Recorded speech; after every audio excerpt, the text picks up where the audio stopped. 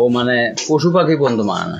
এর আগে বগরির সাথেও এই ধরনের ঘটনা ঘটছে, এটা এলাকার লোক সবাই জানে। মেয়ে এই বাড়ি মানে ভয়ে মেয়ে দৌড় দিয়ে এসে এই বাড়িতে উঠে তারা জানাছি বিধে আমরা তো এলাকার বাসী জানতে পারি। আপন শ্বশুর ছেলের বয়স সাথে এটা করছে। হ্যাঁ, ঘরের ভিতরে যে আমি কান্দিছি, কান্দে সেরে ফির বাড়ায় শিখেছি, আপা বাপ বেড়ি তুমি এটা কেমনে করলা।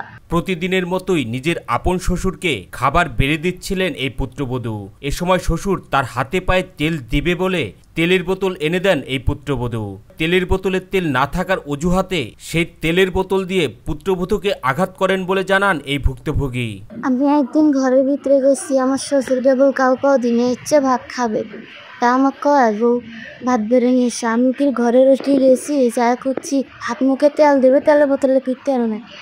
আমি কইছি যে আপা এই তেলের বোতল না তেল নাই, আবার খুচরের থেকে বিয়ে করে নিয়ে এসছে, তো উনি করছে ভাইডের মুড়ি তেলের বোতলে বলে তেল নাই, তেলের বোতলটা নিয়ে এসে আমার আঘাত করছে মানুষে ওই তেলের বোতল দিয়ে। এই পুত্রবধূ তখনও কল্পনা করতে পারেনি সামনে তার জন্য কি অপেক্ষা করছে। এই ভুক্তভোগী জানান এ সময় তার শ্বশুর তার মুখ চেপে ধরে তার শরীরের বিভিন্ন স্থানে স্পর্শ করে। ফির শুক্রবারের দিন হচ্ছে আমার এক হাত দিয়ে মুখ ছাপে দিচ্ছিল, আর হাত দিয়ে বহে হাত দিচ্ছিলেন। শ্লীলতাহানির শিকার হওয়া এই পুত্রবধূ বলেন এই ঘটনা তার স্বামী শাশুড়িকে জানালেও তারা কোনো ব্যবস্থা নেয়নি, উল্টো তার উপর পুরো দোষ চাপান। ফির আমার স্বামী কইছি, আমার স্বামী আমি কি করি, ফির আমার শাশুড়ি কইছি কয় ভাত খাবার না দেখলে বুমগি সঙ্গি করে, অনেক নানান ধরনের কথা কিছু। তোমার শ্বশুরের নাম কি? আব্দুল রাজ্জাক ভিক্ষু। শ্বশুরের এমন কর্মকাণ্ডের হাত থেকে নিজেকে রক্ষা পাওয়ার জন্য এই পুত্রবধূ এলাকার কয়েকজনের কাছে ঘটনা খুলে বলেন। আমি আমার শাশুড়ি কইছি দিতো আমরা শাসন করলো না, এখন তো আমার দুই একজনের জানা নেই রুচি, ফিরজি পরিবর্তে যে আমাকে ধরবে, আমি যদি ফির কই যে আমার সাথে দিয়ে আরও ইন্ডিয়া করছে, ফির পরিবর্তে করবে গ্রামের লোকই করবে যে তুমি তো আগে জানালে না। এলাকাবাসী জানান এই ঘটনা জানাজানি হলে নির্যাতনের শিকার হওয়া এই পুত্রবধূ উল্টো তার স্বামী তার উপরই শারীরিক ও মানসিক নির্যাতন চালায়। 10 জনের জান আছে ভাই আমাকে বাঁচান, আমাকে সমাচার করতেছে আমার শ্বশুর, আমি তো আমার নির্যাত থাকতে জানি, আপনার বিচার না করেন তাহলে নিজের জীবন নিজেই শেষ করবি।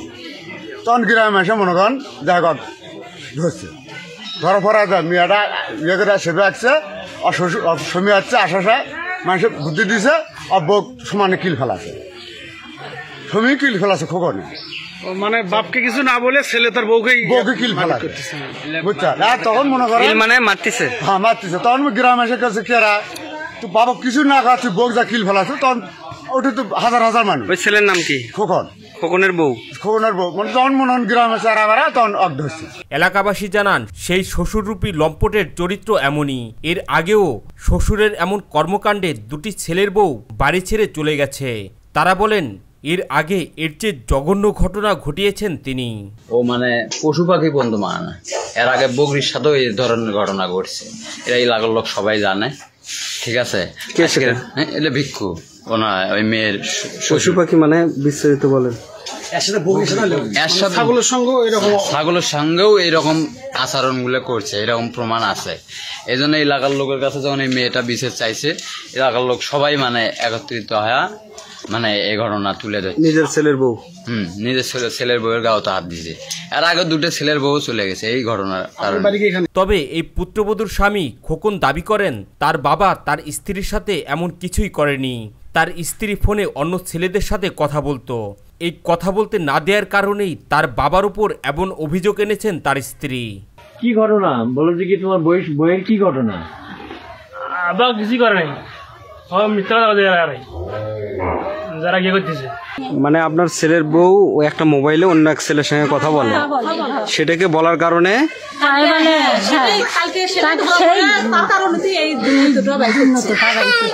বদনাম বাই করছে।